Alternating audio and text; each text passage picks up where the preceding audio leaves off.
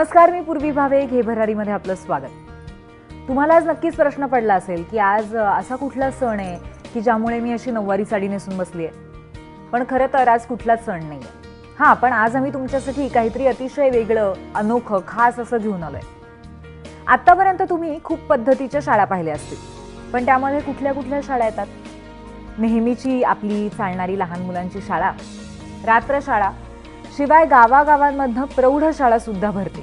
बरोबर आहे. या व्यतिरिक्त शाळांचे आणखीन 2-4 प्रकार तुम्हाला माहिती असतील. पण आज आम्ही तुम्हाला ज्या शाळेत घेऊन जाणार आहोत ती आहे खरोखरच जगावेगळी अशी शाळा. कारण ही आहे आजीबाईंची शाळा.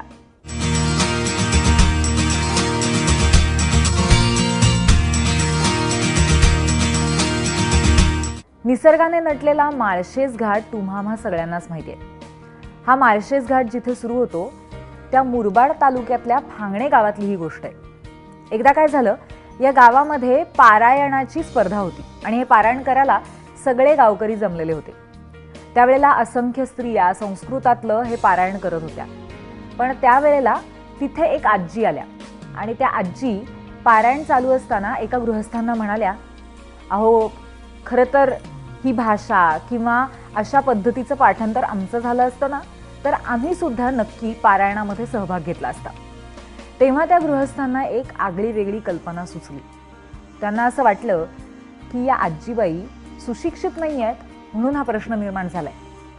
मग जर आपण गावातल्या लहान मुलांना शिकवू शकतो, प्रौढांना शिकवू शकतो, तर मग या आजींना साक्षर करण्यामध्ये काय चूक आहे? किंबहुना याच्या इतका उत्तम उपक्रम असूच शकत नाही. म्हणूनच त्या गृहस्थांनी या गावामध्ये सुरू केली एक आगळी वेगळी शाळा, आजीबाईंची शाळा. तुम्हाला गंमत माहिती आहे का? या आजीबाईंच्या शाळेमध्ये आजीबाईंचा खास असा युनिफॉर्म आहे. हो, अगदी अस्सल मराठमोळी नऊवारी साडी, गुलाबी रंगाची. दप्तर घेऊन सगळ्या आज्या शाळेमध्ये येतात. पाटीवरती अक्षरं गिरवतात, त्याचबरोबर पाठांतरं सुद्धा करतात. कशी आहे ही शाळा? तुम्हाला उत्सुकता वाटते ना? चला आपण थेट शाळेतच जाऊया.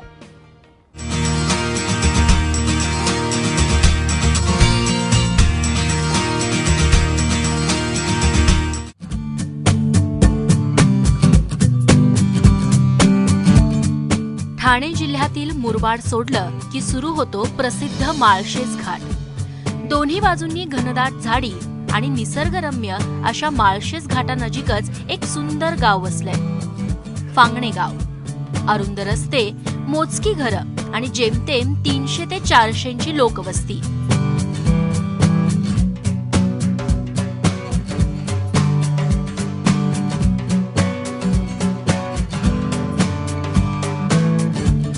एरवी कुठल्याही गावात गेलो की वयस्क मंडळी मंदिरात किंवा झाडाच्या पारावर बसलेले दिसून येतात. मात्र फांगणे गावात जेव्हा आम्ही गेलो तेव्हा तिथल्या आजीबाईंमध्ये कसली तरी लगबग दिसून आली. या आहेत हौसा आजी. हौसा आजींचं घर अगदी भरलेलं. मुलं, सुना, नातवंड आणि एकंदरीतच घरची सगळी जबाबदारी. मात्र दुपार झाली की आजींची घाई सुरू होते, कारण घरातली सगळी कामं त्यांना 2 वाजेपर्यंत पूर्ण करायची असतात ना. हौसा आजींप्रमाणे फांगणे गावात अनेक वर्षांपासून राहणाऱ्या या पार्वताबाई कामधंद्यानिमित्त मुलं, सुना शहरात राहतात. मात्र पार्वता आजी गावातच रमतात.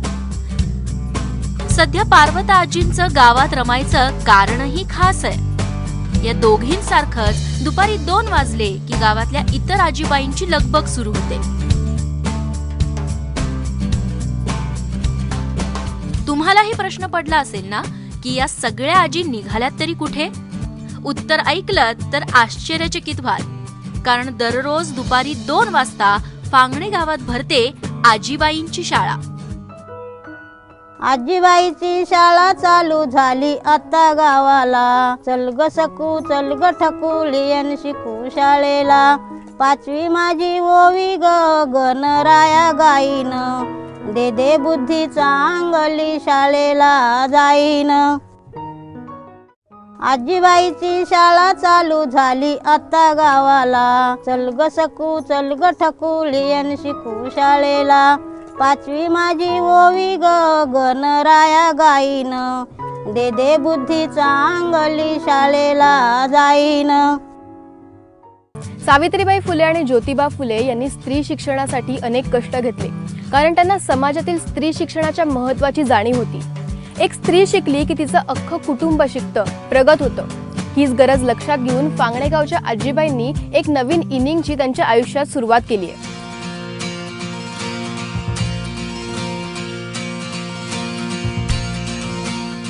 या अनोख्या शाळेचे नियम देखील अगदी अनोखे आहेत बरं का.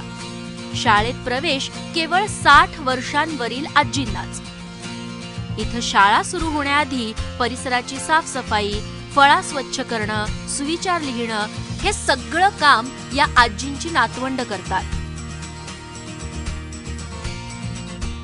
यासोबतच शाळेनं प्रत्येक विद्यार्थी आजीला त्यांच्या नावाचं एक झाड दत्तक दिलंय, ज्याचा सांभाळ करण्याची जबाबदारी सगळ्या आजी प्रेमानं निभावतात.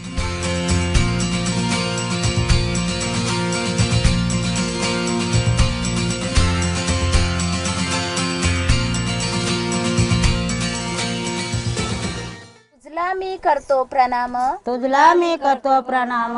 विद्या अभ्यास एकच ध्यान, विद्या अभ्यास एकच ध्यान. सदा करतो तुझे चिंतन, सदा करतो तुझे चिंतन. पाहून तुझे सुंदर रूप, पाहून तुझे सुंदर रूप. कविता रचावया येतो हुरूप, कविता रचावया येतो हुरूप. नमितो मस्तक चरणी तुझ्या, नमितो मस्तक चरणी तुझ्या. गाऊनी तुझे गान, गाऊन तुझे गान. सांगेन जगाला, सांगेन जगाला. विसरणार नाही, विसरणार नाही. देवी शारदेला. देवी शारदेला. या सगळ्या आजींना पुन्हा शाळेत जाण्याची प्रेरणा आणि संधी मिळाली तरी कुठून, हा प्रश्न तुम्हाला पडलाच असेल. याबद्दल ज्यांनी ही शाळा सुरू केली त्या योगेंद्र बांगरांनाच विचारूयात. आजीबाईंच्या शाळेची जी संकल्पना आहे ती 19 फेब्रुवारीला मागच्या वर्षी छत्रपती शिवाजी महाराजांचा जन्मदिवस आम्ही आमच्या गावामध्ये सर्व माता भगिनी आणि सर्वांनी एकत्ररित्या येऊन शिवचरित्राचं पारायण केलं. तेव्हा आमच्या गावातील ज्या आजीबाई कधी शाळेमध्ये आजपर्यंत गेल्या नव्हत्या त्यांनी खंत व्यक्त केली की जर आम्ही शाळेत गेलो असतो, लिहिता वाचता आम्हाला जर येत असतं तर आम्ही देखील या शिवचरित्राच्या पारायणाला आम्ही बसलो असतो आणि शिवाजी महाराजांचं चरित्र आम्ही अत्यंत आनंदानं त्या ठिकाणी वाचण्यामध्ये आम्ही सहभाग घेतला असता. तेव्हा माझ्या मनामध्ये ती संकल्पना आली की खऱ्या अर्थानं या आजीबाई ज्या आहेत 28 की ज्या कधीच शाळेत गेल्या नाहीत, त्यांना अशा तऱ्हेची शिक्षणाची संधी जर उपलब्ध झाली तर खूप चांगलं होईल. याही पुढे त्यांना चांगल्या तऱ्हेचं वाचन यावं, त्यांना चांगल्या तऱ्हेचं लेखन यावं आणि याच्याही पुढे जाऊन काही धार्मिक ग्रंथ जे आहेत ते त्यांना वाचता यावेत. आपल्या घरात लहानांकडून काही चूक झाली की आजी आपल्याला रागवते, मात्र आजीबाईंच्या या शाळेत शिकवणाऱ्या शिक्षिकेपुढे दररोजच एक नवं आव्हान असतं. एकच अक्षर त्यांना रोज एक एक अक्षर शिकवते, म्हणजे त्यांच्या लक्षात राहतं, पण पुन्हा त्या विसरतात, पुन्हा तेच शिकवायचं. लहान मुलांना शिकवताना त्यांना म्हणजे ओरडू शकतो, दम देऊ शकतो, ओरडून ओरडून त्यांना शिकवता येतं, तसं आज्यांना शिकवता येत नाही. तेच तेच आज्यांना पुन्हा पुन्हा सांगावं लागतं. आजीबाईच्या शाळेला पाटी आणि पेन्सिल घेऊ जाऊ शिकण्याला. आडानी मी गोळाबाई मन माझं उदासीन. हुर हुर वाटे बाई कधी मी शिकेन. बुक दिले नवे कोरे वाचायला हातात. डोळे असून वाचायला मला नाही येत.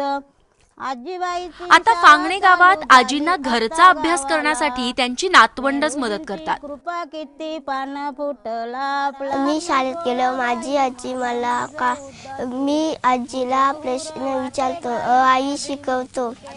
आई बोलते तू मला रोज आई शिकव. मी शिकवतो.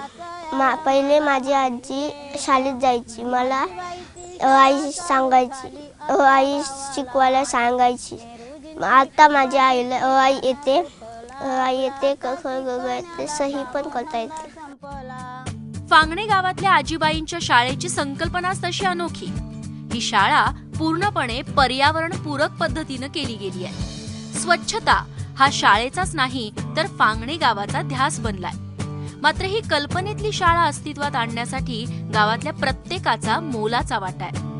यामध्ये प्रत्येक आजीला शाळेत येण्यासाठी प्रेरणा देण्यापासून ती शाळा उभी करण्यासाठी स्वतःच्या जागा देणाऱ्या मोरे कुटुंबियांपर्यंत सगळ्यांनीच साक्षरतेच्या दिशेनं एक दमदार पाऊल उचललंय. ही जी गुलाब गँग तुम्ही पाहताय त्यांना हे शिक्षण घेऊन कुठे नोकरीसाठी किंवा कुठल्या पदवीसाठी अप्लाय करायचं नाहीये. आपण सध्या ज्येष्ठांची परिस्थिती पाहिली तर त्यांना आपल्या घरामध्ये अगदी मत व्यक्त करण्याचंही स्वातंत्र्य राहिलेलं नसतं. पण या आजीबाईंच्या शाळेमध्ये येऊन ह्या सगळ्या ज्या मैत्रिणी आहेत ते आपल्या विचारांची देवाणघेवाण करत असतात. आणि महत्त्वाची गोष्ट म्हणजे त्यांना आपल्या आयुष्यात आपण अडाणी राहिलो ही खंत देखील राहत नाही. कॅमेरामॅन अजित कदमसह मी वरदा वाघुले, एबीपी माझा, मुरबाड.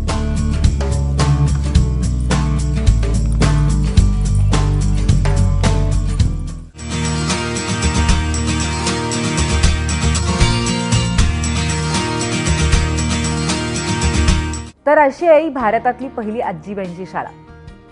कसा काय वाटला तुम्हाला हा भाग हे आम्हाला नक्कीच कळवा. पण त्याचबरोबर जर तुमच्या आजूबाजूला अशी एखादी प्रेरणादायी कथा असेल तर ती आम्हाला जाणून घ्यायला नक्कीच आवडेल. त्यासाठी आमचा पत्ता आहे घे भरारी, ABP Majha, 3rd floor, Boston House, Chakala, Andheri east, Mumbai 400093. या विशेष भागामध्ये आपण इथेच थांबूया. नमस्कार.